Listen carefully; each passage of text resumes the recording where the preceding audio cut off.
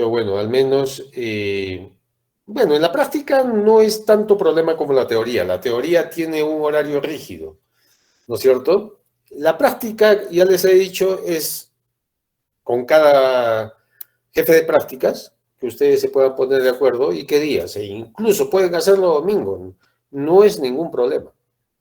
¿Sí? Está bien, doctor. Entonces, eso termino de hacerlo hoy día con mis compañeros y ya le Sí, envío pero las listas ya, oficiales. ya Por parte estamos del, una semana, ¿no? sí, doctor, por parte de Y la universidad, pues a lo sí. mucho, mucho, el lunes me tienen que estar haciendo alguna práctica. O el martes, ¿no? O el día que les corresponda de la próxima semana, a lo mucho. Pero lo que quiero es que se distribuyan de una vez y comiencen a llamar a sus docentes para coordinar en estos días, ¿sí? Ok, doctor. No es que me van a coordinar la siguiente semana, no, me tienen que hacer en estos días todo eso.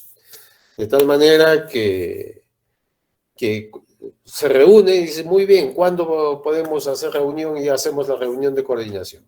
Va a haber una primera reunión de coordinación, ¿no es cierto? Entonces pónganse de acuerdo. Y nada más. Ok, doctor. Gracias. ¿Alguna duda más tienen de repente el resto de compañeros?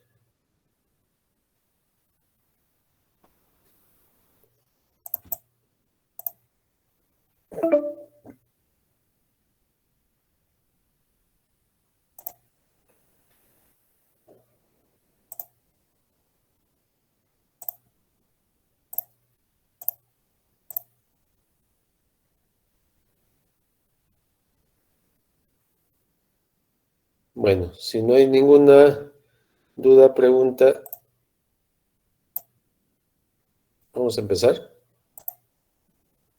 ¿Me confirman si lo están viendo? Sí se ve, doctor. Sí, doctor. Ok, muchas gracias.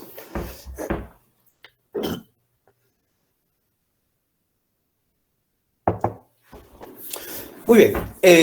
La adaptación del recién nacido es un proceso, ¿no? Es una transición, es un proceso de cambios que ocurren en, en los primeros minutos, horas, días o semanas. El proceso de adaptación del recién nacido es dinámico. No es que nace y ya se adaptó todo.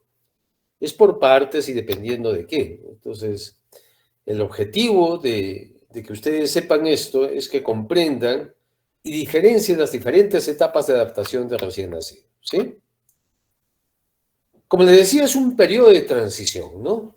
De un estado de vida a otro, ¿no? Un estado fetal, en los cuales no respiraba, pero se supone que tiene vida, hasta el momento del nacimiento, en las cuales va a respirar y va a poner en función una serie de mecanismos en todos los organismos. Estos cambios, que muchas veces pueden ser complejos, ¿no? Que se les considera fisiológicos, normales, ¿no? Depende mucho de la maduración de los diferentes órganos, porque no es igual que se adapte un recién nacido normal a que se adapte un prematuro. Y también hay diferencias entre los diferentes grados de prematuridad, ¿no? Entonces, es necesario que nosotros conozcamos estos procesos porque muchas veces nosotros vamos a tener que ayudar en esa adaptación de recién nacido a la vida extrauterina. Entonces, la transición neonatal es ese periodo de estabilización del paso de la vida intra a la extrauterina, que ocurre generalmente en las primeras 6 horas de vida. Hay otros autores o descriptores de estos procesos que lo clasifican hasta 8 horas e incluso hasta 12 horas de vida que puede demorar. Por eso le digo, no todos los niños son iguales. En estas 6 horas, para decir una cifra que es para un niño a término, por ejemplo, El bebé tiene que tener una estabilización respiratoria, cardiovascular y de temperatura. Después vamos a ver que, por ejemplo, el niño tiene mayor temperatura intraútero que extraútero, ¿no? Pues va a bajar y después va a tener que poner en marcha los mecanismos de compensación de la temperatura. 90%, como les dije en la clase anterior, pues casi no necesitan nuestra ayuda. Son los niños normales, sanos, que no van a tener ningún problema al momento del nacimiento.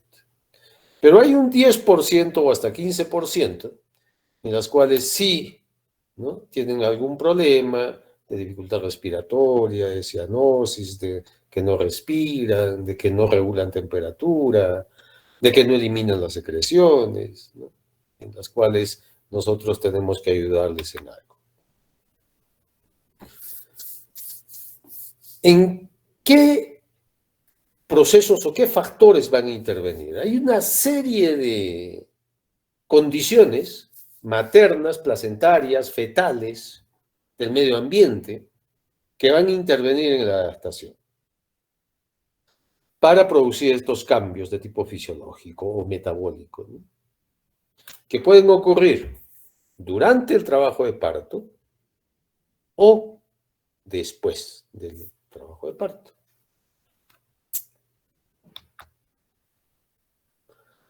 Entonces, la idea es facilitar la adaptación extrauterina del recién nacido. Por eso es donde nosotros siempre tenemos que estar presentes en un parto, ¿no? Segundo, reconocer los factores perinatales que afectan el proceso de adaptación. En la clase anterior habíamos hablado de algunos que pueden intervenir aumentando la morbimortalidad neonatal. Estos datos, que le llamamos anamnesis perinatal, que son los datos previos al nacimiento, nosotros debemos conocer previos al parto porque debemos estar preparados, ¿no? No queremos que nos esté agarrando en el aire alguna complicación que pueda tener ese recién nacido.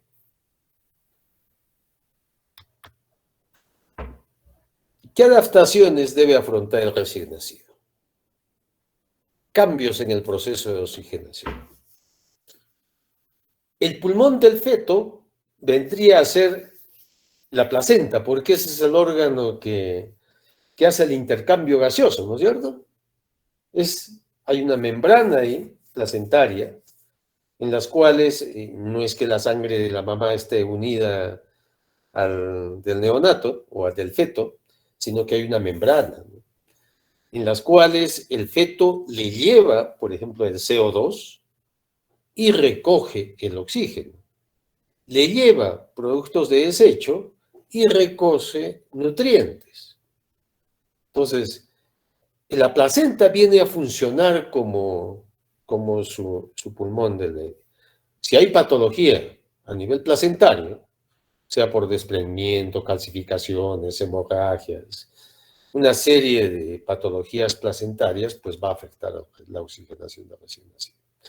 Y esto lo puede hacer incluso antes, ¿no?, del nacimiento.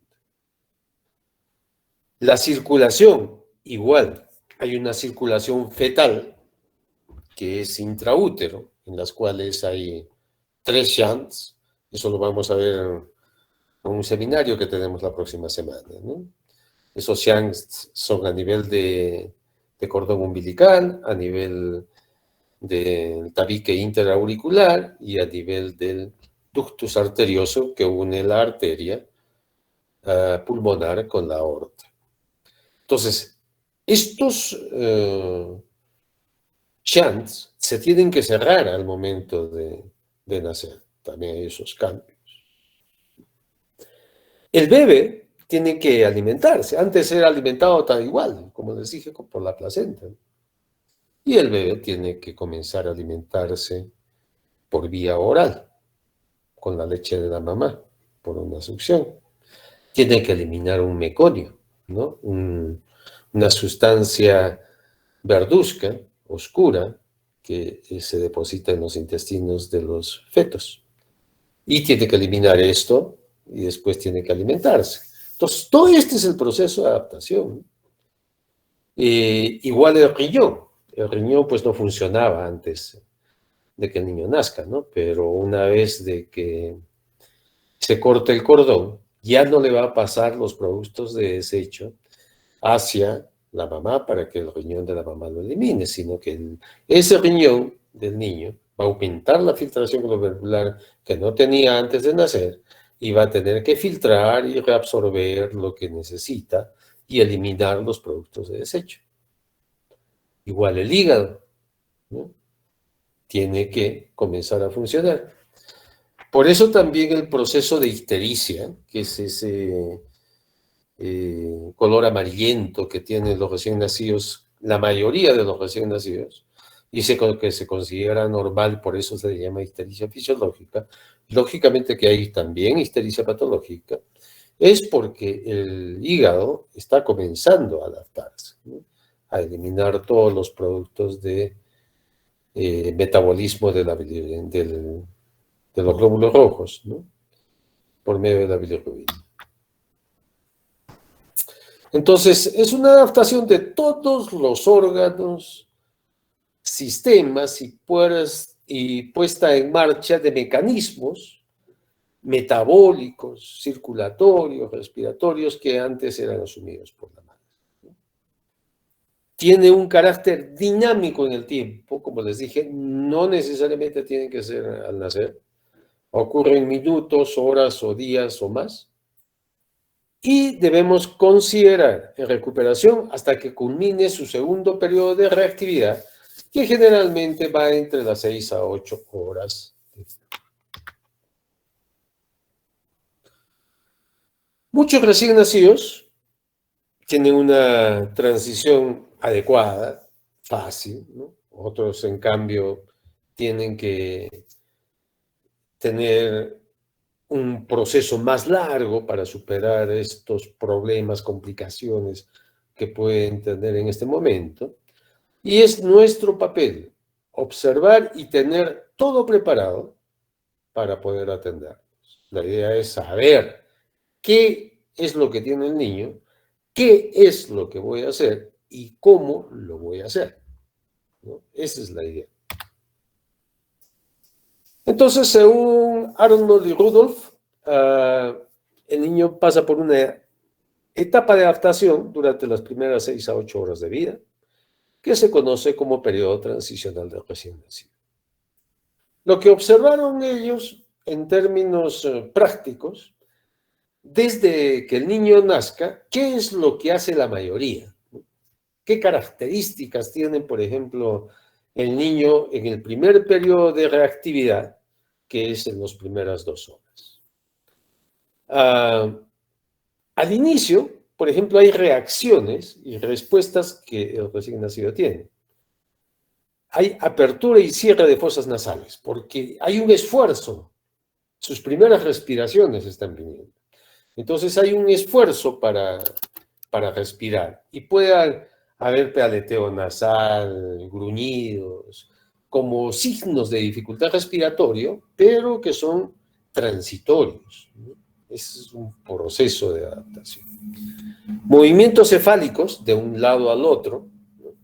Apertura y cierre de párpados, acuérdense que está viendo la luz, ¿no?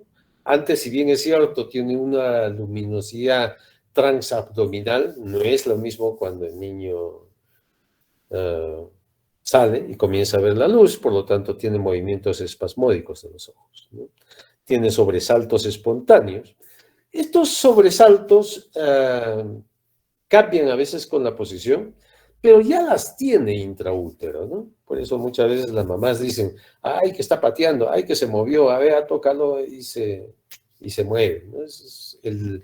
Los reflejos, sobre todo el reflejo de Moro, están presentes prácticamente desde antes del parto.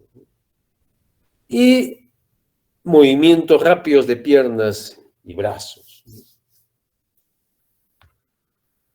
Hay movimientos de succión, masticación, deglución, muecas, protrusión de lengua, tremores o temblores. Tremor es un movimiento fino, ¿no? O temblor, que este movimiento como están viendo en mi mano. que es diferente a convulsión, que son movimientos sincrónicos, como lo que estoy haciendo ahorita. Y que si yo lo toco mi mano, sigue. ¿Sí? Esa es una convulsión. En cambio, el tremor, que lo van a ver frecuentemente, y es este movimiento, cuando ustedes agarran la mano del bebé, se calma. Ya deja de haber estos tremores o temblores. Eso puede ser en brazos, piernas, ¿no? En la mandíbula igual. Hay actividad del cuero cabelludo también con movimientos, movimientos del diafragma que hace como para favorecer la respiración, ¿no? Hay erección de pene, llanto abrupto, inicio y cese de llanto, y hay una respiración, como les digo, un poco ruidosa, como que está eliminando las secreciones, ¿no?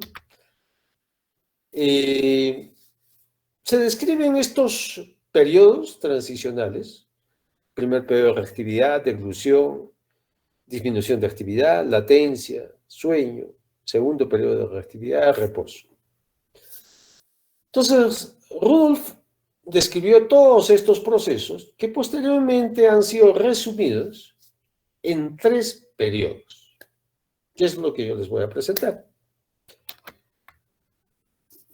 Entonces, estos periodos o estas etapas de la adaptación del recién nacido va en relación al tiempo de vida.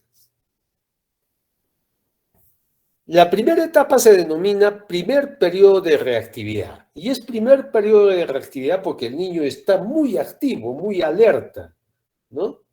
Esto dura los primeros 15 a 30 minutos de vida. Está taquicárdico, polipneico, ¿no? Hay hipotermia. La temperatura del feto pues está medio grado más que el de la mamá, ¿no? Y de ahí pues se baja casi para 36 o menos. Alta reactividad a los estímulos. Está despierto, puede estar alerta, atento, ¿no? Llorando. Estos 30 minutos son muy importantes que este niño esté así. Estamos hablando de niños normales, ojo, ¿eh? ¿Por qué? Porque hay que aprovecharlo para hacer el contacto precoz. Nace el bebé, se hacen los pasos iniciales, que es la posición, la aspiración, el secado, ¿no? Se lo abriga junto con la mamá, se lo pone inmediato, antes incluso de que haya el alumbramiento de la placenta, ¿no? Se lo pone al pecho y ya que vaya bastante. Aprovechando este primer periodo de reactividad. Por eso se dice que el contacto precoz debe ser por lo menos unos 30 minutos, ¿no? Después viene la segunda etapa, que es, bueno, este todavía es el primer periodo, los primeros 15 a 30, para describir y diferenciar los cambios simpáticos de los parasimpáticos que se presentan en los primeros 15 a 30 minutos. De los cambios simpáticos, hay taquicardia, taquifnia, crepitantes, aleteo nasal, retracciones costales, o sea, signos de dificultad respiratoria y la disminución de la temperatura corporal. Dentro de los cambios parasimpáticos, ahí va toda la parte abdominal, intestinal, los ruidos hidroaéreos que están ausentes, van a aparecer poquito a poquito todavía, pero no hay ruidos hidroaéreos, pero ya comienza el peristaltismo, ¿no? Que depende del sistema nervioso parasimpático. Hay secreciones orales abundantes, tonos cardíacos fuertes, irregulares y cianosis bucal. La segunda etapa, como les digo, se le llama intervalo de poca respuesta. Después de estos 30 minutos, hasta las 2 horas, comienza a disminuir la actividad que estaba aumentada y luego declina. El bebé se puede quedar dormido o en un estado de somnolencia con una pobre respuesta a estímulos neurológicos, ¿no? O primitivos. La frecuencia cardíaca que estaba taquicárdico comienza a disminuir. Los movimientos respiratorios se tornan superficiales y lentos, fijándose entre 40 a 60 por minuto, que esa ya es una frecuencia normal, ¿no? La frecuencia cardíaca de un recién nacido en los primeros días está entre 100 a 160 latidos por minuto y la frecuencia respiratoria normal de un neonato está entre 40 a 60 respiraciones por minuto. Y ya acá ya hay pues algunos ruidos hidroaéreos. Y la tercera etapa de adaptación neonatal es el segundo periodo de reactividad. El niño estaba activo, decae un poco y después de 2 a 8 horas, otra vez se despierta y comienza a tener una mayor actividad de tipo tónica, movimientos de brazos y extremidades. Los tonos cardíacos y respiratorios pueden tener variaciones ahí, ¿no? Con algunas pausas respiratorias. Pausas respiratorias son ceses de respiraciones por 5 a 10 minutos, que es usual en un recién nacido. ¿Qué es diferente a hablar de apnea neonatal? Apnea neonatal es el neonato que estaba respirando y que de repente deja de respirar por más de 20 segundos. Ese niño está en apnea. Hay presencia de secreciones orales porque sigue eliminando secreciones. Puede haber vómitos, expulsa meconio. Hay un llanto enérgico, arqueamiento del cuerpo, incluso hacia atrás, como si fuera opistótono. La temperatura corporal generalmente se estabiliza antes de las 8 horas y el bebé ya queda estable y listo nuevamente para alimentarse durante este periodo. En promedio, un niño pues se alimenta cada 2 horas, en promedio. Pero siempre cuando aconsejamos la lactancia, es a libre demanda. ¿Sí? Pero lógicamente sin que pase más allá de 3 horas sin alimentarse durante los primeros días. El bebé se tiene que alimentar unas 10 a 12 veces en 24 horas, incluyendo unas 3 a 4 veces durante la noche.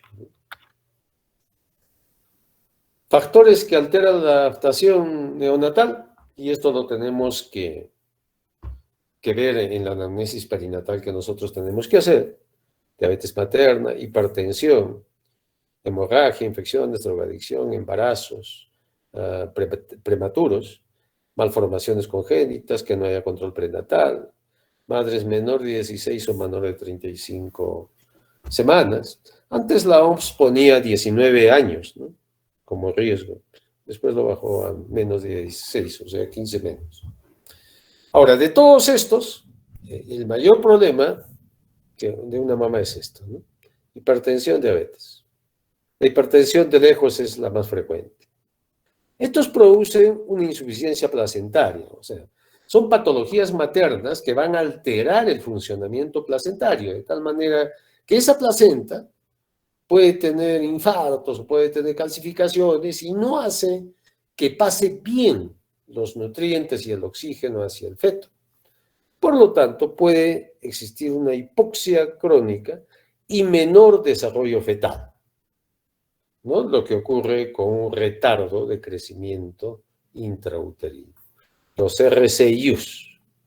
Y puede haber también alteraciones endocrinas, como por ejemplo hipoglicemias, hipocalcemias, hipomagnesemias, de tipo inmunológicos también, y con mayor predisposición a infecciones tipo sepsis neonatal. Factores intraparto, tenemos cesárea, cuando una cesárea de urgencia, pues por algo, ¿no?, porque algo anda mal. Entonces ahí tenemos que estar bien preparados para recibir a un bebé. Presentaciones anormales, partos prematuros prolongados o precipitados, las rupturas mayores de 18 horas, el líquido amniótico meconial, alteraciones de la frecuencia cardíaca fetal, la anestesia general, ¿no? Ahí hay que tener mucho cuidado porque si se demora mucho en sacar al niño, el niño va a salir deprimido, con una depresión farmacológica. Prolapso de cordón o los partos instrumentados, ¿no? Todos vienen a ser factores para que ese niño no se adapte bien. Y de posparto, niños que tienen hipotermia, Apgar bajo, los que nacen en apnea o asfixiados, bradicardia, problemas respiratorios, anemia. Muchas veces estas anemias pueden ser por hemorragias del tercer trimestre que hay en la mamá, anomalías congénitas propias ya del niño, y traumas obstétricos dependiendo de la gravedad del trauma obstétrico y los bajo peso de nacimiento, ¿no? Hay que averiguar bien sobre los antecedentes de ingestión de medicamentos y drogas. Cualquier sustancia que no sea prescrita adecuadamente tiene un potencial riesgo de producir un daño a nivel fetal. Algunos medicamentos también pueden producir malformaciones o retardo de crecimiento intrauterino, ¿no? Alteran mecanismos fisiológicos en el tercer trimestre, por ejemplo, los anestésicos, anticoagulantes, el demerol. Hay incluso antibióticos que no se debe usar en la mamá que pueden alterar la coagulación, ¿no? Como nitrofurantoína, por ejemplo, que se utiliza mucho para infecciones urinarias, pero no en gestantes. Sulfas, que no se debe utilizar tampoco en la mamá porque eso puede alterar, pasa recién al feto y después altera los procesos de conjugación del lábios bilirrubina. Síndromes de privación de alcohol, cocaína. Y el alcohol, por ejemplo, por RCI, ¿no? Síndrome alcohólico fetal, y es bien frecuente. El alcoholismo crónico es más frecuente a nivel rural que a nivel urbano, ¿no? Porque se toma como una costumbre durante el trabajo cotidiano, diario, siempre tiene que haber algo de alcohol.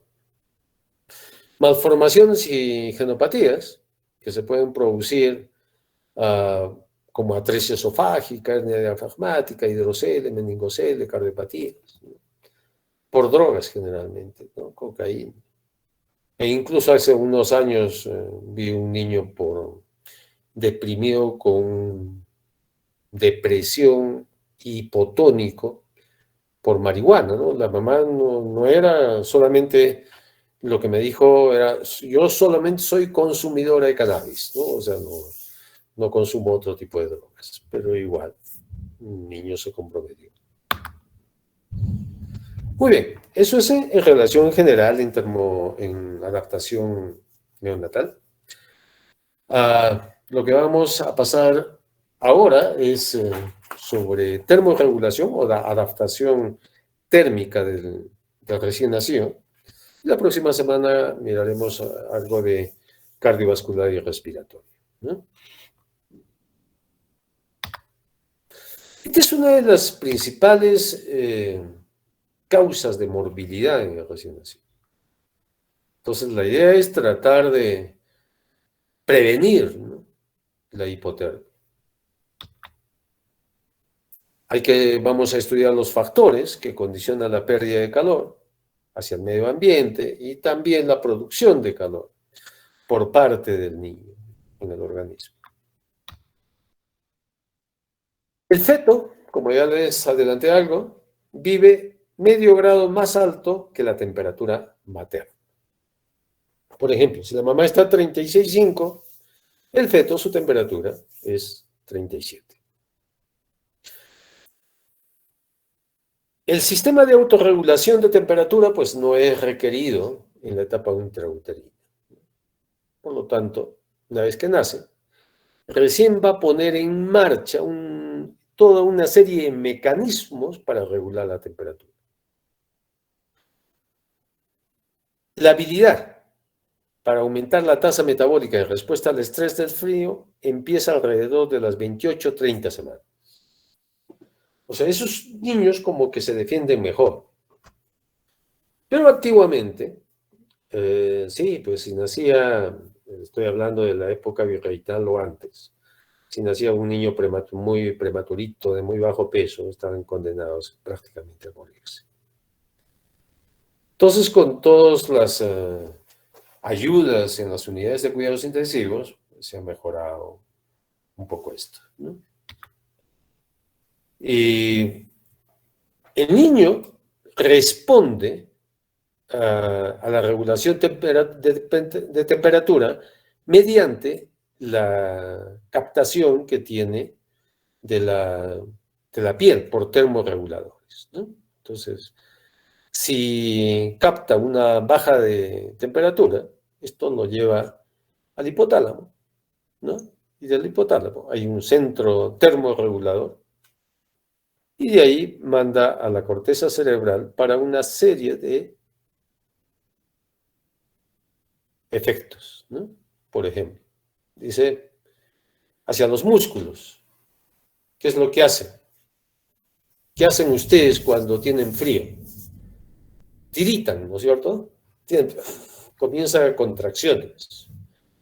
¿Por qué eso de tiritar o escalofríos que les llaman?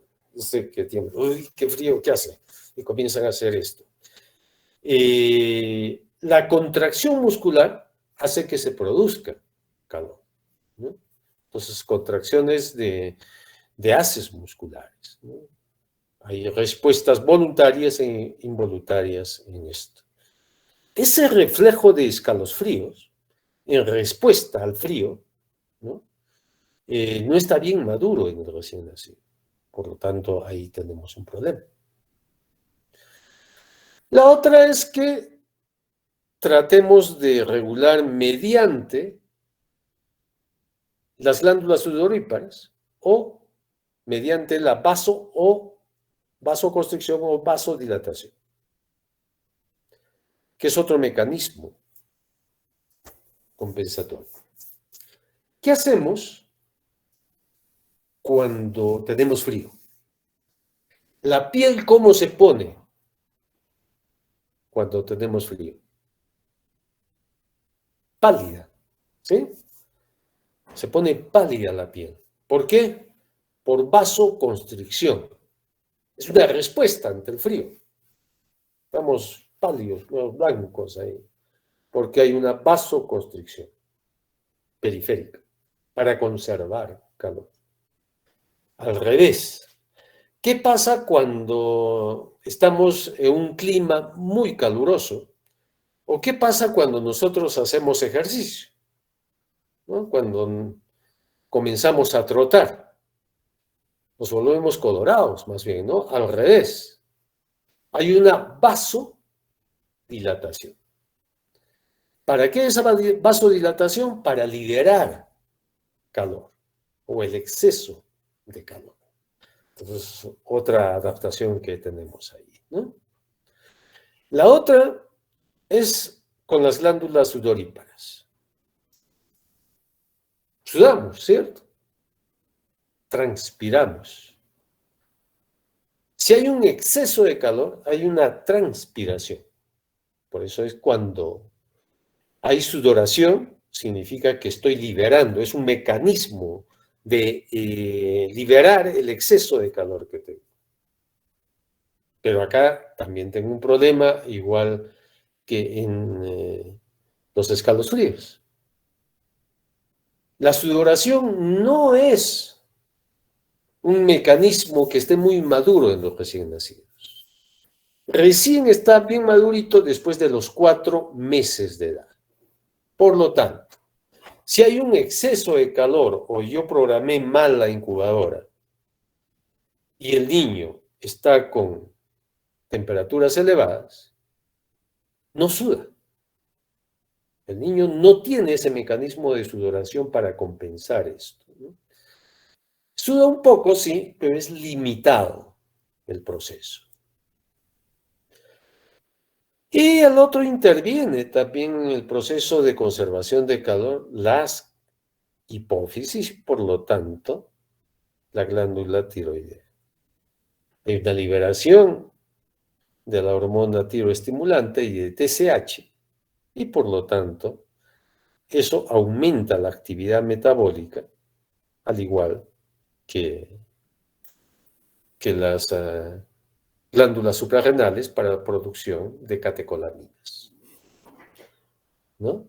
Y eso aumenta también la actividad metabólica. En eso estamos. Eso se llama regulación termorreguladora, por la liberación de adrenalina por las glándulas suprarrenales también. Eso aumenta la actividad metabólica, eso compensa, trata de adaptar, trata de aumentar ese calor perdido que tiene. ¿Okay? Bueno, este es lo mismo.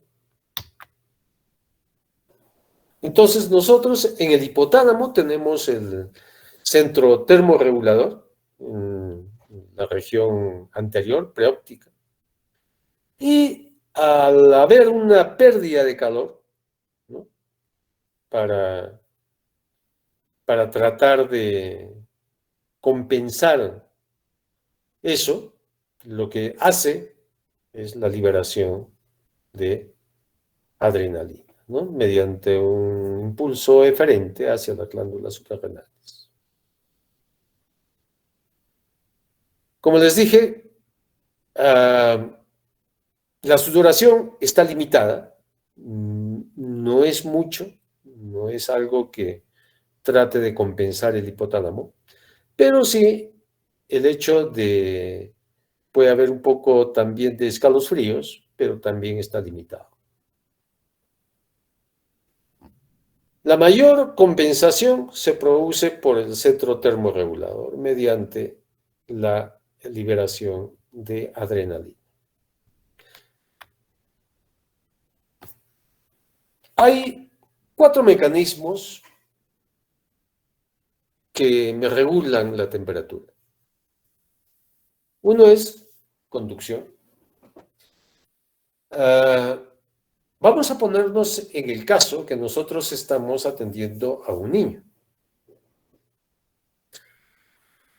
El obstetra o el ginecólogo o quien esté en las veces de partero les va a entregar al bebé, ¿sí?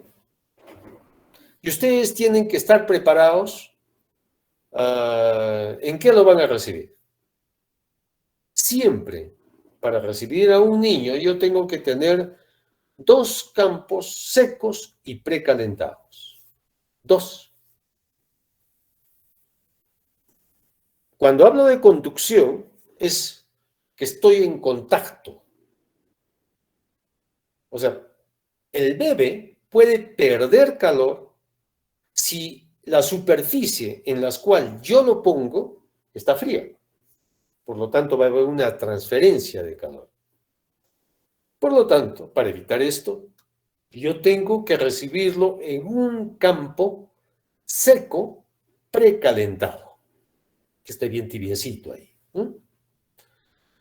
Nosotros en el hospital a veces lo ponemos en el autoclave unos minutitos ahí hasta el momento de la recepción, o también a veces lo ponemos sobre las estufas, ¿no? Esas estufas de aceite de radiador, tipo radiador que se tienen en los hospitales, y ahí arribita lo tienen, los campitos, para que al momento de utilizar, pues esté calentito, ¿no? Y así evitar la pérdida de calor por conducción. El segundo campo, tengo que tenerlo igual seco y precalentado, porque el primero se va a mojar. Y al mojarse y estar en contacto con el bebé, también va a perder calor. Radiación. ¿Qué es radiación? Nosotros tenemos el mayor ejemplo, la radiación solar, ¿no es cierto? Acá en Cusco es muy práctico un ejemplo que les voy a poner. Que no es igual que en una zona que tenga un ambiente de más temperatura. Acá cuando en invierno sobre todo. Y que esté con el cielo despejado. Si ustedes se van a la sombra, hace frío. Pero si ustedes se van al solcito, está haciendo frío. Y se pasan de la sombra al solcito, o salen de una habitación hacia el solcito, ¿no? Donde estaban, la habitación estaba fría, pues dicen, ¡ay, qué calorcito! O sea, ¿por qué? Porque hay radiación solar, ¿sí? En el caso de neonatología, nosotros tenemos unas incubadoras radiantes. que son unas estufas que están a unos 50 o 60 centímetros sobre el niño y que irradia calor, como si fuera el sol, hacia el bebé. Y por eso se llaman incubadoras radiantes, útiles en los casos de recepción de recién nacido y reanimación. Entonces, la radiación puede ganar calor o perder calor si hay superficies cerca que están frías. Por ejemplo, si yo al niño lo pongo al lado de la ventana, probablemente va a perder más calor por radiación a que si lo llevo un poquito más alejado, ¿no? Igual las superficies influyen. No es igual una superficie de madera, por ejemplo, a una superficie de mayólica. Eso es radiación. Convección, tercer mecanismo de pérdida de calor. Si ustedes están en un ambiente caliente, lo primero que hacen, ¿qué es? Abrir la ventana, ¿no? Para que entre fresco. ¡Ay, qué rico! Dice, ¿no? Están tratando de que la temperatura ambiental no sea tan caliente. O al revés, ¿no? Si está frío afuera y ustedes están adentro con un calefactor, ¿qué es lo que van a hacer? No, van a cerrar las puertas y ventanas para evitar que el calor se salga. Entonces, convección es la pérdida de calor por el medio ambiente, por las corrientes de aire. Por eso una sala de partos, que donde se atiende al niño, o una sala de recepción, tiene que estar con puertas y ventanas cerradas, mantener una temperatura ambiental adecuada. Una temperatura adecuada es entre 24 a 26 grados centígrados. Y fíjense todavía que esta temperatura para el niño es chocante al momento del nacimiento. Recuerden que estaba a medio grado más que la mamá. O sea, 36,5 a 37. Y de ahí bruscamente sale, en el mejor de los casos, que esa sala de partos esté a 26 grados centígrados. Fíjense la diferencia, cuánto tiempo, cuántos grados de diferencia ambiental va a tener en el ambiente que tuvo en el claustro materno al ambiente de sala de partos, de 26. Se va a bajar como 10, 11 grados, de una. Y eso hace que a veces el bebé haga esa pérdida de calor, pero después se recupere, o sea, se adapte a la temperatura ambiental. Entonces, para evitar la pérdida de calor por convección, yo tengo que cerrar las ventanas, tener las puertas preferentemente vaivén, porque antes cuando teníamos las puertas de bisagra, siempre entran y salen y nadie le preocupa cerrar la puerta. Entonces lo ideal es tener unas puertas vaivén, ¿no? Y mantener una temperatura ambiental mediante calefactores o los medios que tengan alrededor de los 26 grados centígrados. Y el último mecanismo de pérdida de calor sería el de evaporación, ¿no? Cuando ustedes se están duchando y cierran cuando se están duchando y están con el agüita tibia, normal, feliz de la vida. Y eso lo van a observar. Cierren la ducha y quédense como están. ¿Qué es lo que pasa?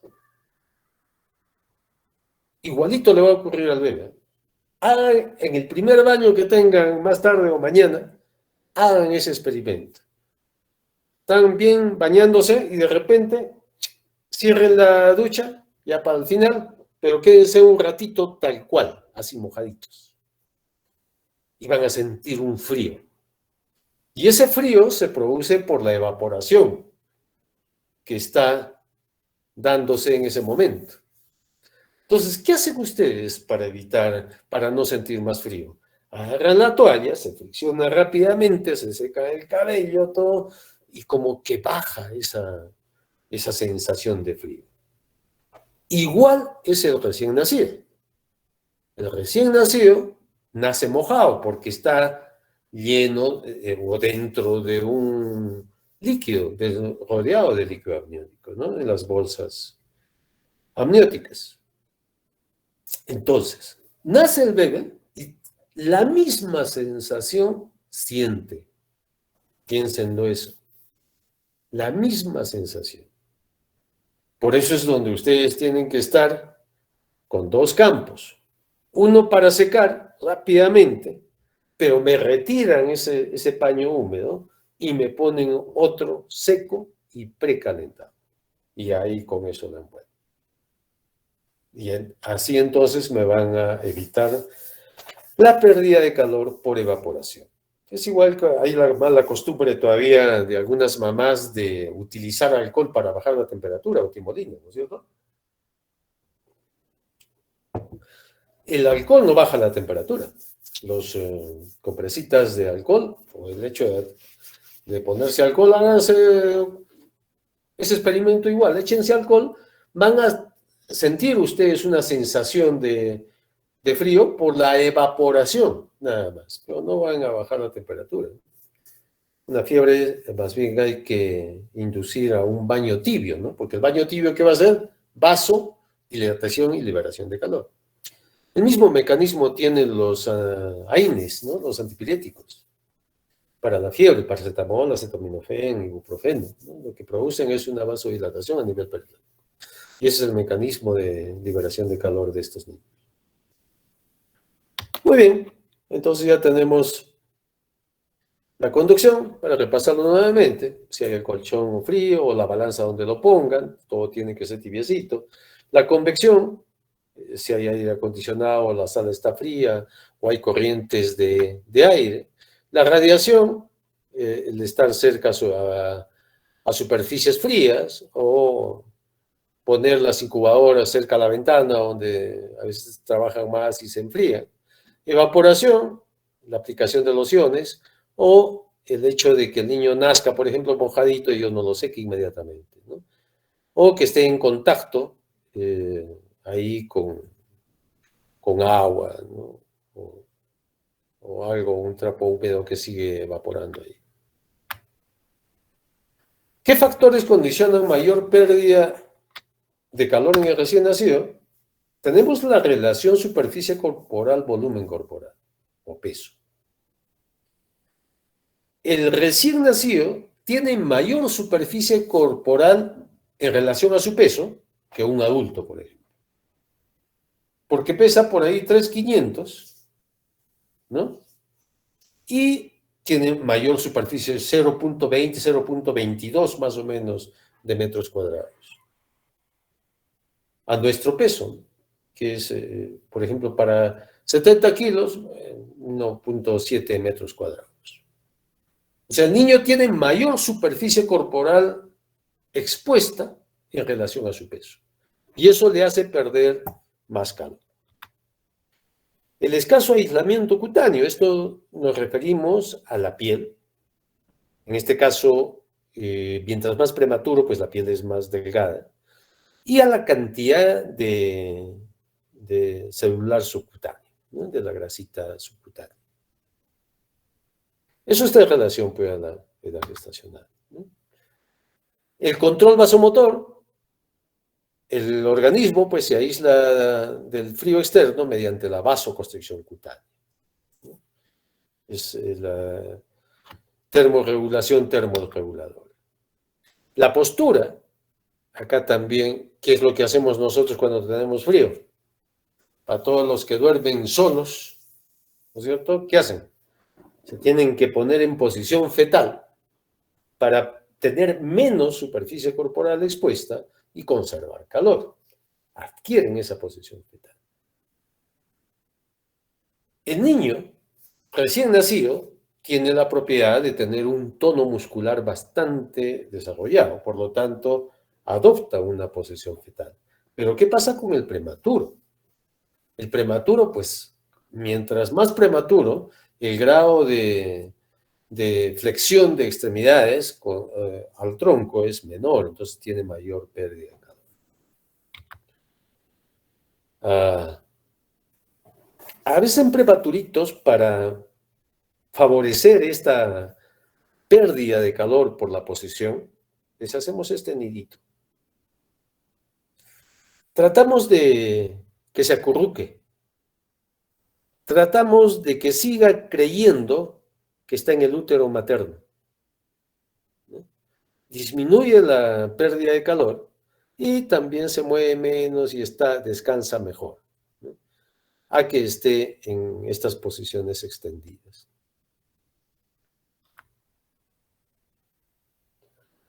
Esta es la relación superficie corporal. Fíjense, por ejemplo, la cabeza. La cabeza en un recién nacido, al nacer, es la cuarta parte de la superficie corporal. ¿Sí? Si es prematuro, pues va a ser más de la cuarta parte. Por lo tanto, eso tenemos muy en cuenta. Lo primero que a veces nosotros secamos y cubrimos al momento de nacer es la cabeza. Siempre deberían tener ahí su gorrito al lado. Seca la cabeza y ¡fuat! Lo primero que se viste es la cabeza. Y el resto ya después, porque a ese niño le vamos a poner en contacto piel a piel con la mamá para que haga lactancia. De un adulto es la octava parte de la superficie corporal. Es ambiente térmico normal o neutro cuando el gasto de oxígeno es mínimo, ¿no? De acuerdo a la temperatura ambiental. Esa es la idea. A ese niño tenerlo en un ambiente adecuado, de tal manera que el consumo de oxígeno sea mínimo. Porque si ese niño comienza a bajar la temperatura, el consumo de oxígeno va a ser mayor. La temperatura normal, a las cuales debemos mantener a un niño, es entre 36,5 a 37,5 grados centígrados.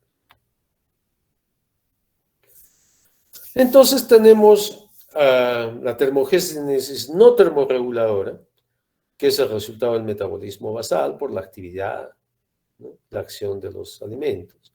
Y tenemos la termogénesis termorreguladora, que es respuesta al ambiente frío con la vasoconstricción, ¿no? Tenemos dos tipos de termogénesis, no termorreguladora y termorreguladora. ¿Cuál es la que más tiene el niño? Esta, ¿no? La postura y la vasoconstricción.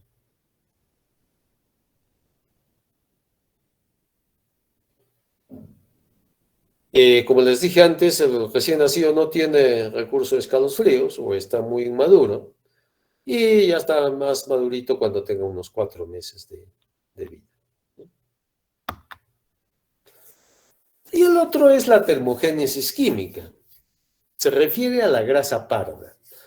Y no quiero que me confundan la grasa parda con la grasa subcutánea y con el unto sebáceo. Estamos en 3 compartimentos diferentes. El unto sebáceo es esa grasita que cubre al niño, que se produce a partir de las 30 32 semanas y desaparece después de las 37 semanas. Y tiene una finalidad el unto sebáceo, que es la protección del bebé, de ese fetito. Y lo protege contra la maceración del líquido amniótico. No es que sirva para producir calor, estamos hablando de unto sebáceo. Es una grasita que se pierde generalmente después de, ¿no? Pero no hay que sacarla tampoco, ¿no? Yo siempre les digo, viene a ser de todas maneras después del secado, que al bebé prematuro lo secamos no tanto con fricción, sino con delicadeza. Viene a ser también algo que está cubriendo la piel, pero se pierde rápidamente, ¿no? Porque con la ropa, con todos los movimientos, pues se elimina. Después tenemos la grasa subcutánea, que sí, ¿no? Es parte del aislamiento que el niño tiene del medio ambiente, junto con la piel. Pero la grasa parda, la mayor parte del calor del recién nacido se genera por la grasa parda. Esta grasa parda es escasa en prematuros porque se va almacenando de acuerdo a la edad gestacional después de las 28 semanas y se distribuye alrededor de los vasos del cuello, del mediastino, del corazón, de la región interescapular, de la región axilar y alrededor de los riñones, ¿no? Ahí es donde se almacena esta grasa parda. Viene su nombre por el color, que es un poco diferente, ¿no? Entonces comienza a producirse a partir de las 17, 20 semanas de gestación. Se identifica ya, como les dije, a las 26, 28 semanas, donde ya pueda actuar. Entonces, es como la probabilidad de vida antigua, ¿no? A partir de las 28 semanas. Y se multiplican hasta las 3 a 5 semanas postparto, ¿no? Son vacuolas de color pardo, en las cuales la producción de calor se produce por una hidrolización de estos triglicéridos que hay acá y por oxidación también de los ácidos grasos que están contenidos en estas vacuolas, ¿no? Hay muchas mitocondrias, ¿no? en estas vacuolas. Y por fosforilación oxidativa se sintetiza ATP, que es la energía, ¿no? Adenosín trifosfato.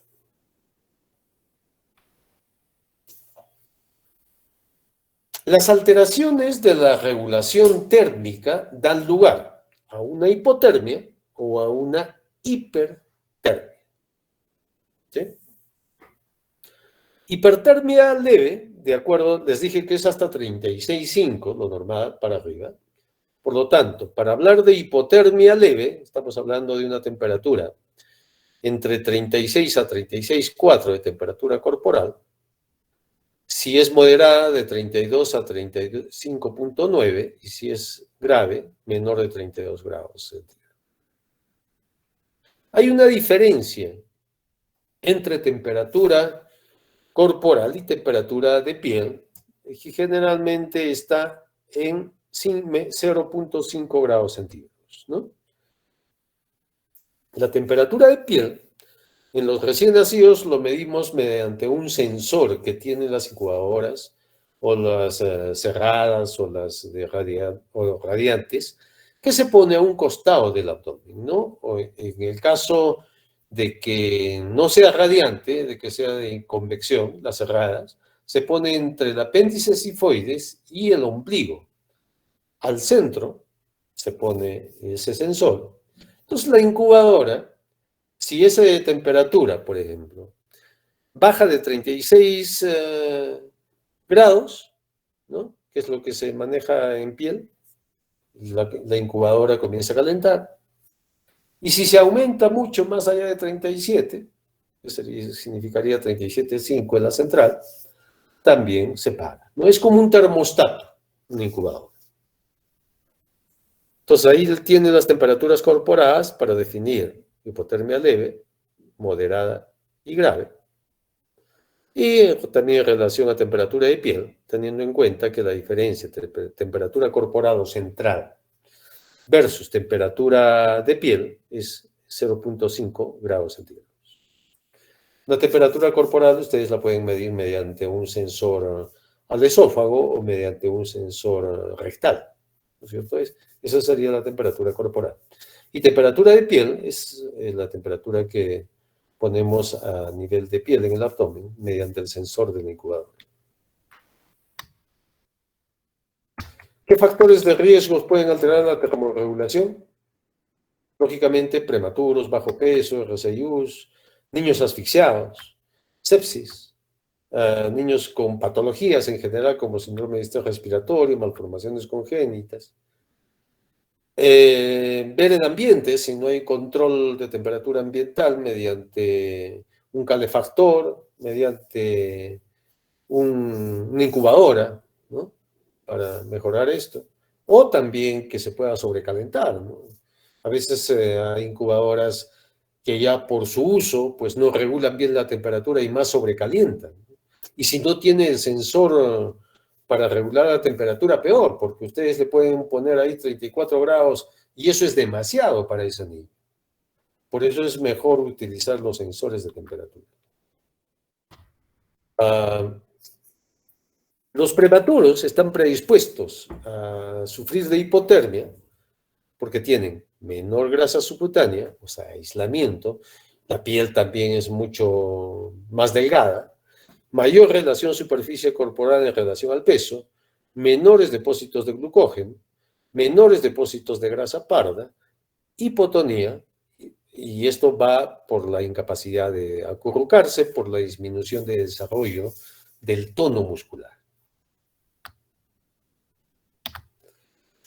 ¿Qué signos tenemos de hipotermia o de enfriamiento? La palidez, porque ¿qué es lo que va a pasar ante el frío? La reacción va a ser una vasoconstricción y va a haber una palidez, ¿no? Extremidades cianóticas, porque va a haber menos oxigenación a nivel de piel, hipoactivo, hipotónico, hiporrefléxico, con distrés respiratorio, signos de dificultad respiratoria, rechazo a la alimentación o una succión débil, ¿no? No puede alimentarse. Apneas, que puede llegar incluso a morirse el bebé, ¿no? ¿Qué consecuencias puede tener? Hipoglicemia, acidosis metabólica, hipoxia, trastornos de coagulación, shock, apnea, hemorragias perintraventriculares, enterocolitis necrotizante, una serie de complicaciones que puede tener la hipotermia. Para evaluar, podemos hacer la evaluación por temperatura axilar, si es que no se tiene, como ustedes, pues a veces no van a tener, la mayoría de ustedes que van a ir a un puesto de salud no hay una incubadora. En algunos que van a un centro de salud, en el centro de salud sí hay incubadora. Lo malo es que no lo saben manejar. Entonces ahí también tenemos una limitación. ¿A quiénes vamos a evaluar? A todos recién nacidos cuya temperatura axilar sea menor a 36 grados centígrados. ¿Qué debemos hacer? Controlar la temperatura también rectal para ver la diferencia, verificar la temperatura ambiental, verificar las superficies cercanas frías o corrientes de aire, hacerle dosaje de glicemia, porque aparte también va a haber de mayor consumo de oxígeno, mayor consumo metabólico, hacen hipoglicemia, puede hacer hipoxia, por eso tenemos dosaje de gases. Y ver los antecedentes del parto, ver si la mamá ingirió algún tipo de droga, ¿no? O si tuvo algún riesgo para una infección. Lo inverso, una hipertermia, temperatura mayor a 37,5. Causas pueden ser muchas. Fiebre materna, que puede inducir en el niño una infección y que nazca desde el primer día con alguna infección y fiebre. El sobrecalentamiento de incubadoras, que es un problema basado en dos criterios. Uno es de que esté fallando el sistema de calefacción de la incubadora y el otro es de que haya un mal manejo de la incubadora. La luz de fototerapia, hay que tener en cuenta que la fototerapia también tiene una radiancia aparte de la incubadora a veces que tiene y eso puede provocar un poquito de elevación de temperatura, ¿no? El sobreabrigo también, sobre todo en lugares calurosos, el sobreabrigo viene a ser un factor de hipertermia. Lo único que hay que hacer ahí es a veces quitar un poco de la ropa que exageradamente puede poner la mamá o las abuelas inclusive, ¿no? Infecciones, si es una causa de fiebre, trastornos del sistema nervioso central y deshidratación. Esto, por ejemplo, actualmente como el gobierno trata de inculcar que sea lactancia materna exclusiva en todas las mamás y a veces tenemos limitantes en eso, muchos niños que tienen problemas en lactancia o cuyas mamás no tienen o no les han enseñado o no captaron bien la técnica de lactancia adecuada para que ese niño pueda succionar adecuadamente y tener producción de leche, Entonces, muchos niños se bajan exageradamente de peso y se deshidratan. Es como que yo les mando pues, al desierto sin agua o con poquita agua para que caminen todo el día. Al final, lo que van a hacer ustedes es fiebre, y la fiebre por deshidratación. ¿Sí? Antes le llamaban mucho fiebre por sed, le decían, ¿no? En estos niños. Y es una causa importante de ingreso, ¿no? A los establecimientos de salud. Clínicamente, ¿cómo lo van a identificar? Son niños rubicundos que tienen signos de dificultad respiratoria, taquipneicos, irritables, sudorosos. Si bien es cierto, a veces les sale como un salpullido, ¿no? Un salpullido en cara o en el tórax por las limitantes de la sudoración que tienen. Cianosis, pálidos, también puede haber, mala tolerancia oral, letargo, hipoactividad y depresión en general. Entonces, el manejo del ambiente térmico es muy importante en la transición. Tener una temperatura ambiental adecuada, de unos 24 a 26 grados, no menos de 24 grados centígrados. Lo que pasa es que en sala de partos o en sala de recepción de recién nacidos, ahora un poco como que se han acostumbrado, pero me acuerdo hace años cuando les ponía estas temperaturas, pues la gente no está acostumbrada a las temperaturas, entonces como que me apagaban los calefactores, ¿no? Y los calefactores no es para nosotros, los calefactores es para los niños, ¿no? Porque era mucha la temperatura para lo que estamos acostumbrados nosotros en una altura como Cusco, ¿no? Que tenemos una adaptación también, ¿no? Al ambiente. Evitar corrientes de aire, evitar superficies radiantes, ¿no? Ver la condición del recién nacido, porque el manejo del recién nacido va a depender de la edad gestacional, de la edad de vida, ¿no? No es igual un niño que tenga 3 horas a que tenga 5 días o a que tenga ya 2 semanas, ¿no? Si está vestido o desnudo, si está enfermo o sano, si está en incubadora o no, o está en cuna, depende de muchos factores. Muchas veces a los prematuritos nosotros los vestimos dentro de la incubadora y aparte les tratamos de forzar con una sabanita plástica para evitar las pérdidas insensibles, ¿no? Y mantener temperaturas a niveles de 36,5 y hasta 36,8 en promedio, digamos, ¿no? Ya sabemos que es hasta 37,5 máximo. Situaciones de riesgo de enfriamiento, si al nacer hay problemas de radiación, o sea, cerca de superficies frías, más bien hay que tener elementos radiantes, les dije como una cuna radiante, ¿no? Que tienes una estufita, o poner estufas. Muchas veces cuando ustedes lleguen a un centro de salud o a una posta, pues no van a encontrar condiciones, ¿no? Yo hace muchos años, bueno, cuando hacía mi serón, teníamos centro, pues atendíamos partos, porque siempre van a llegar partos, y no teníamos un ambiente adecuado.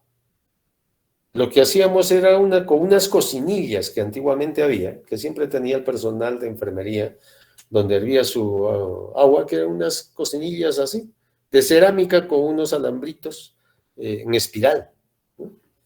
Me acuerdo que esas cocinitas nosotros las teníamos prendidas permanentemente cuando íbamos a tener un parto, ¿no? La idea era tratar de calentar el ambiente. Posteriormente ya había las estufitas, y me acuerdo nos compramos una estufita, ¿no? Una estufa es barata, ¿no? Esas las estufas simples, de esas de alambritos, actualmente, ¿cuánto cuestan? 60, 70 soles, ¿no? O menos, ¿no? 50 soles. Las que cuestan más son esas radiantes, ¿no? Esas como que tienen unos, que son de aceite, ¿no? De circulación de aceite, y radian calor. Y una incubadora radiante es imposible que ustedes tengan un puesto de sanitario. Entonces hay que agenciarnos. ¿Cómo lo hacemos? A la cunita, ¿cómo la calentamos? ¿Cómo precalentamos la cunita, la sabanita o el colchoncito donde yo voy a poner al niño? También lo hacíamos con esas bombillas, ¿no? Esas bombillas, bueno, antes calentaban más porque gastaban también más energía. Había unas bombillas de vidrio transparente que eran de 100 watts. Entonces calentaba muy bien, ¿no? Calentaba muy bien donde nosotros le íbamos a poner al bebé.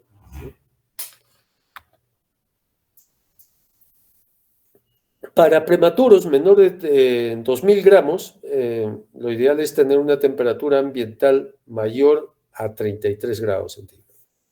Entonces, para tener una temperatura mayor a 33, si yo no estoy en un ambiente cálido, es imposible si yo no tengo un incubador. ¿Sí? El ambiente es bien difícil que con un calefactor ustedes me puedan subir a 33 grados. Sí, 24, 26 sí se puede mantener. Ahora depende, ¿no? Si es mucho más alto y mucho más frío el lugar donde van a ir a trabajar, va a ser mucho más difícil. A veces van a necesitar un par de calefactores ahí para tener una temperatura más o menos adecuada. Estas son las incubadoras. Es una incubadora cerrada, ¿no? Cerrada porque tiene una cúpula. Yo tengo de estas unas 2 o 3. Hay diferentes tipos o modelos, ¿no? Esta, por ejemplo, tiene su comando acá, su monitor acá, tiene las mangas para meter las manos, ¿no? Tiene abajo también para su peso, y acá incluso para esta bandejita es para poner las radiografías, las placas, se pone acá la placa y después se pone acá arriba los rayos X, y sin moverlo al bebé, se saca donde está, ¿no? En la unidad de cuidados intensivos. Es una incubadora por convección, ¿por qué? Porque lo que hace es circular aire tibio y húmedo. En la parte de abajo hay un recipiente de agua donde cada día se limpia y se cambia con agua destilada, agua estéril, que viene en litros. Entonces, justo el recipiente es para 1 litro y se va rellenando conforme se va gastando. Entonces, convección, ya saben ustedes que es circulación de aire, ¿no? Pero esta es una incubadora de convección, pero acá va a circular no un aire frío, que sería al abrir la ventana. Acá va a circular el sistema de calefacción de la incubadora de convección o cerrada, es que circula aire tibio y húmedo. ¿Sí? Ese es el modo, ¿no? Y debe haber una incubadora siempre precalentada en el servicio de 34 a 36 grados disponible, ¿no? Como emergencia, digamos. Porque si yo tengo apagada esta incubadora y la voy a necesitar, más o menos me va a demorar en calentar o tener una temperatura ideal de entre 34 a 36, más o menos en 30 a 45 minutos. Entonces yo tengo que prever eso, ¿no? Me van a hacer un prematuro. Ahí vamos a precalentar una incubadora, ¿no? Por lo menos unas media hora antes. El niño debe estar desnudo para permitir que el calor de la incubadora sea efectivo, ¿no? sobre el bebé. Entonces, sí, pues tiene estas manguitas, es un habitáculo cerrado, tiene sus ventanitas. El sistema de calefacción está acá abajo, ¿no? Y tiene un sistema de control, ¿no? Que es otro tipo de incubadores. La entrada de aire se realiza a través de filtros, que hay que cambiar cada cierto tiempo, esos filtros, en los cuales todo el polvo, el ambiente, como es un sistema de aspiración de aire y que manda, tiene que haber unos filtros, ¿no? De impurezas y antibacterianos. Y el CO2 se va a eliminar por orificios que están en la parte superior del incubador, unos huequitos que está acá arriba.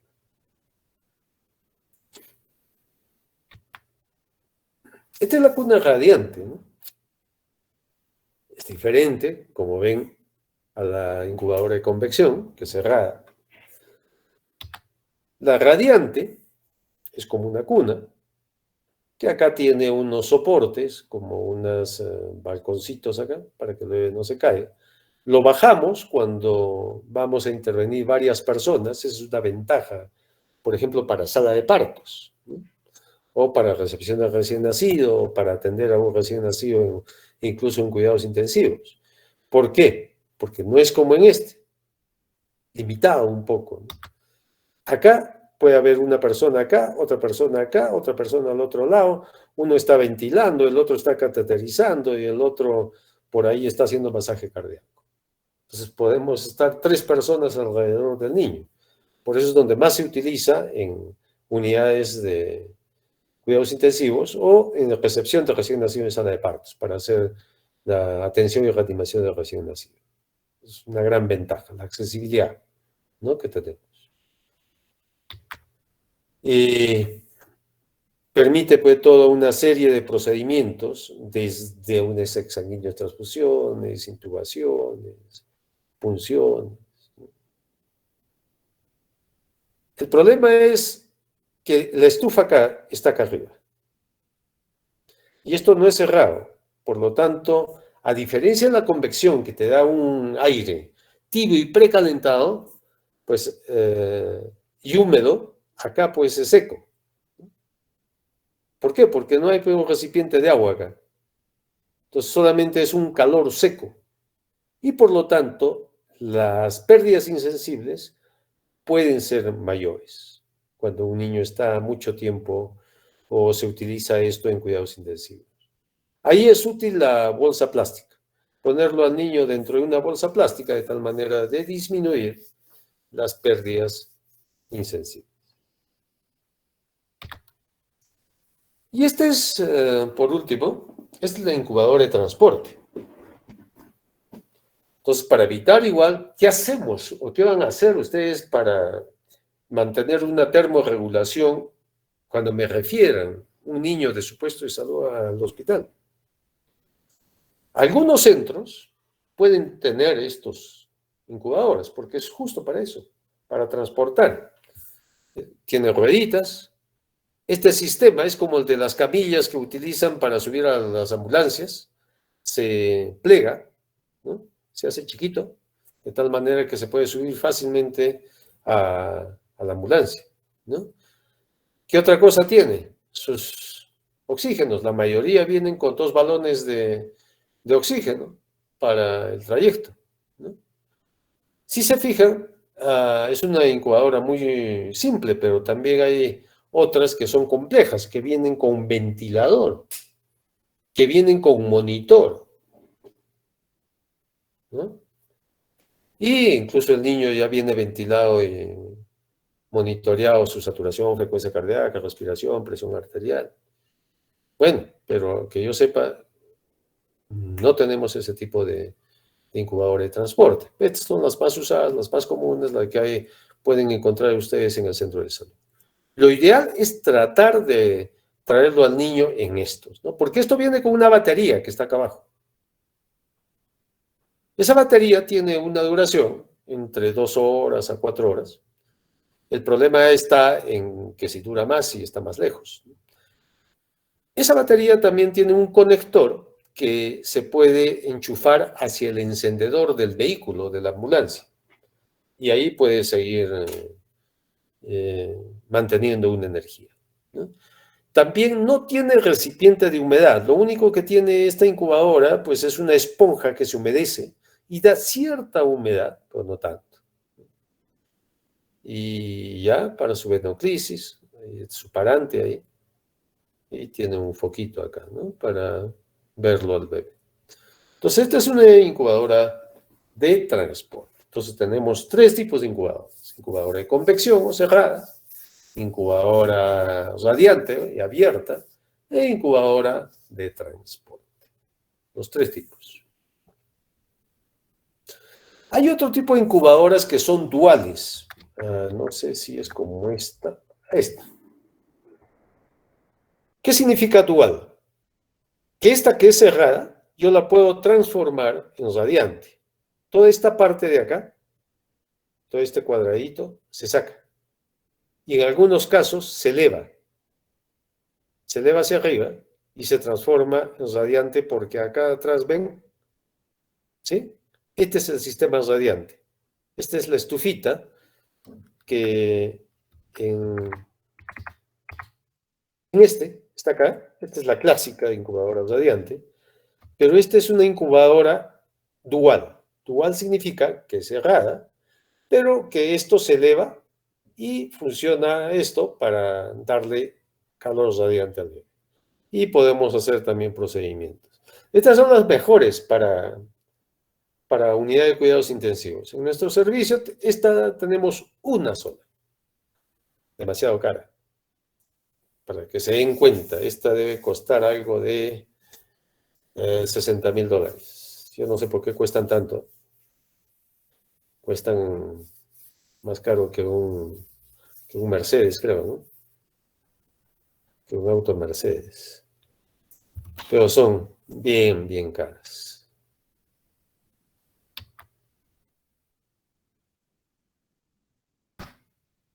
Muy bien. La idea es siempre tratar de mantener a la mamá junto a su bebé. Acordémonos que el hecho de que la mamá esté ante su bebé ayuda a mantener la temperatura por el contacto, ¿no? Piel a piel. Eso no hay que perder, ¿no? Hay que tratar de promover la unión entre la madre y su hijo, ¿no? Que permanezca junto a su madre. Creo que todo es esto. Todo.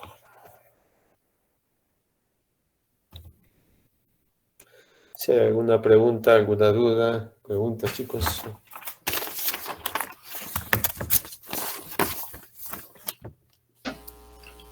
Doctor, disculpe, una pregunta. Me gusta ver con quién hablo. Gracias, Sí, Eduardo. soy Eduardo. Doctor, es muy importante si el primer contacto que se puede tener, ni bien tenemos un recién nacido con la madre. Entonces, esta es tal vez una pregunta que no le he podido entender aún, pero ni bien nace el bebé, ¿debemos secarlo y hacer contacto con la madre y después hacer el Apgar? ¿O primero tenemos que hacer toda la evaluación al bebé y después llevar a contacto con la madre, doctor? Ok, gracias por la pregunta. Fíjate, miren nomás los tiempos. El Apgar, ¿a qué tiempo se toma? ¿Sabes? 5 minutos después del parto. Al minuto Ah, y a los 5 minutos. Minuto, 5 minutos. Yo no puedo esperar un minuto para atenderlo a ese bebé. Fíjate, les voy a adelantar esto. Yo tengo que hacer pasos iniciales más o menos en 20-30 segundos. En 20-30 segundos yo voy a hacer posición, aspiración, si es que es necesario. No es necesario aspirar a todos los bebés. Secado, evaluación. En 20 segundos. Los primeros 20 segundos vas a hacer eso. Y eso lo puedes hacer encima de la mamá. Lo que se recomienda incluso para poner contacto piel a piel, no secar las manitos. ¿Por qué? Porque el niño repta. Incluso se lo pone arriba y el niño por olor va a llegar a la teta de la mamá. Y eso lo hacemos ahí, a los 20-30 segundos. Antes de hacerle incluso la evaluación del agua. Pero ¿qué condición tendrías que tener para hacer eso? Que el niño nazca, respire y llore.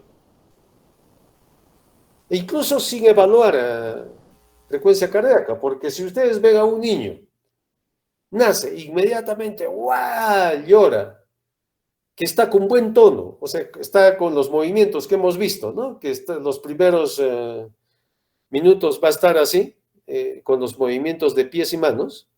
Ese niño no me van a evaluar ustedes frecuencia. No, primero voy a evaluar frecuencia cardíaca, no.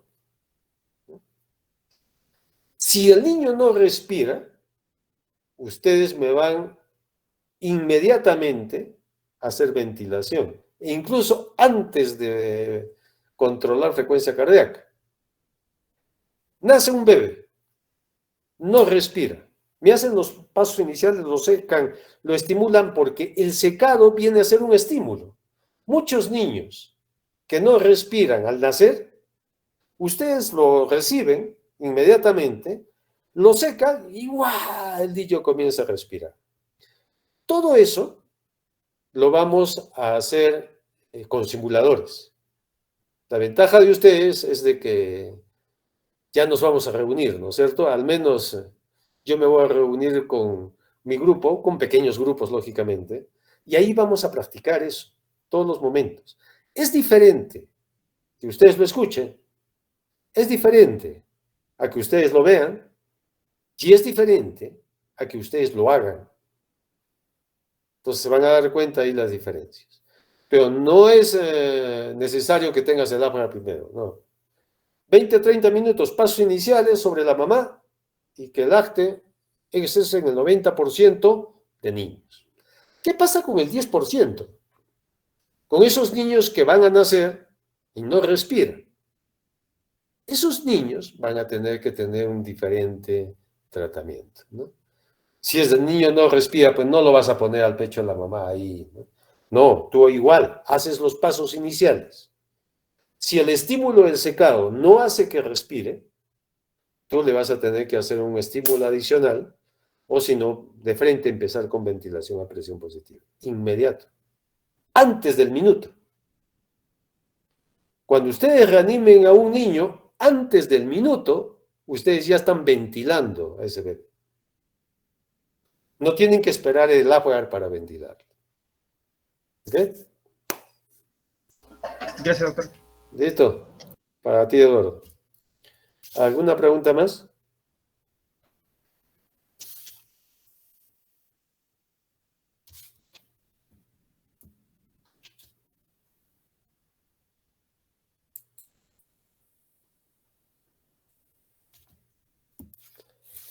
¿Algo más? ¿Alguna duda?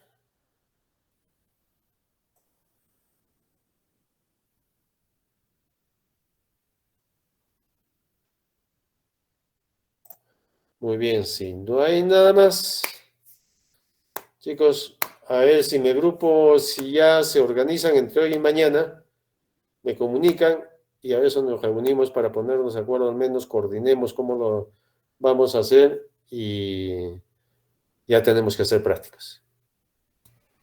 Sí, doctor. ¿Sí? Yo hago lo más antes posible. ¿Listo? Entonces, Gracias, doctor. Gracias, doctor. Hasta luego. Gracias, doctor. martes. Ahora, estudien. Gracias, doctor. ¿Qué revisar? No mata moros, dice el refrán, ¿no? Estudien. ¿Qué van a estudiar? Adaptación cardiovascular y respiratoria, que tenemos que hacer el día martes 15. Muy bien, chicos. Gracias, doctor. Hasta la próxima. Gracias, doctor. Gracias, doctor. Hasta la próxima. Buen fin de semana. Hasta el martes, doctor. Gracias. Buenas tardes.